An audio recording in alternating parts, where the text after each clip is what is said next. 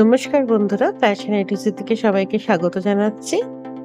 আজকে একটা পমফ্রেট মাছের ভীষণই ভালো একটা রেসিপি নিয়ে চলে এসেছি, যেটা বাড়িতে গেস্ট আসলে বা রবিবারের সকালে একটু স্পেশাল কিছু মাছ বানাতে চাইলে এরকম মাছ বানিয়ে নিতে পারবেন। চলুন তাহলে শেয়ার করি রেসিপিটা।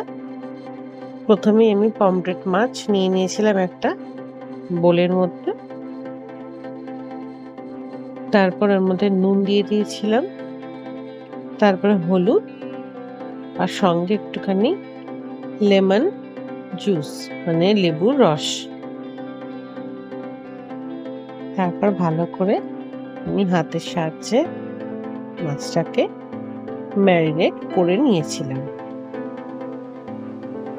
ম্যারিনেট করে কিছুক্ষণ ফ্রিজে রেখে দিয়েছিলাম। তারপর একটা পাত্রের মধ্যে তেল নিয়ে মাছগুলোকে ভালো করে হালকা করে ভেজে নিয়েছিলাম।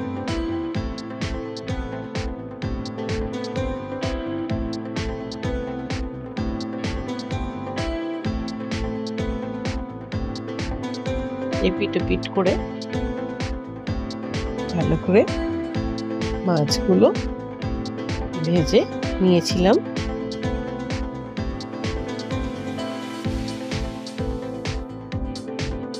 4 থেকে 5 মিনিট আমার মাছগুলোকে ভাজতে টাইম লেগেছিল।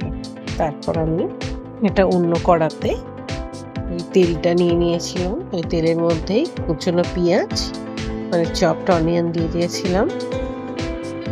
তারপর ভালো করে একটু ভেজে নিয়েছিলাম। একটু ভেজে আসতে তার মধ্যে নুন দিয়ে দিয়েছিলাম।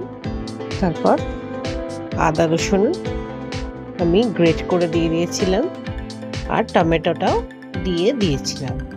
তারপর ভালো করে একসঙ্গে কষিয়ে নিচ্ছি। এর মধ্যে আমি নুন, চিনি, হলুদ একটু দিয়ে দিয়েছিলাম।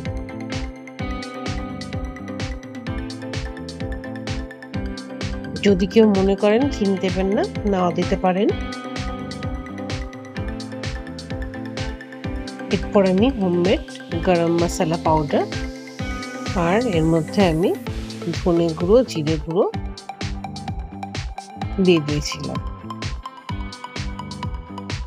ভালো করে মশলাগুলো কষিয়ে নিতে হবে কিছুক্ষণ।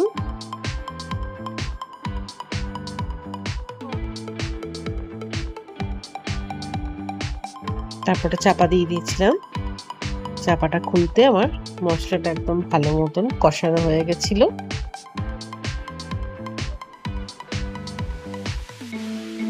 এরপর আমি জল দিয়ে দিয়েছিলাম অল্প অল্প করে।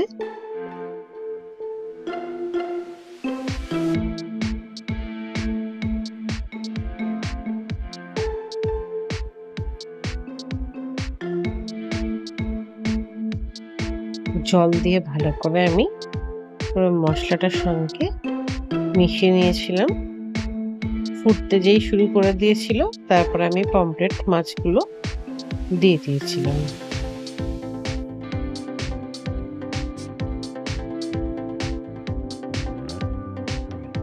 তারপর নাড়িয়ে চাড়িয়ে পমফ্রেট মাছগুলোকে ফুটতে দিয়ে দিয়েছিলাম।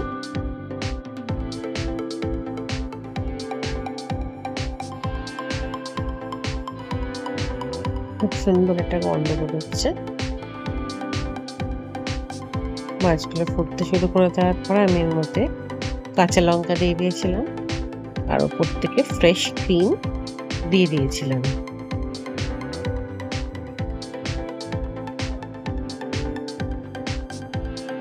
তারপর আমি নাড়িয়ে নিয়েছিলাম ভালো করে। ফ্রেশ ক্রিমটা দেওয়ার পর এই ঝোলটার একটা থিকনেস ভাব এসে গেছিল। তারপর ওপর থেকে আমি ধনেপাতা দিয়ে দিয়েছি।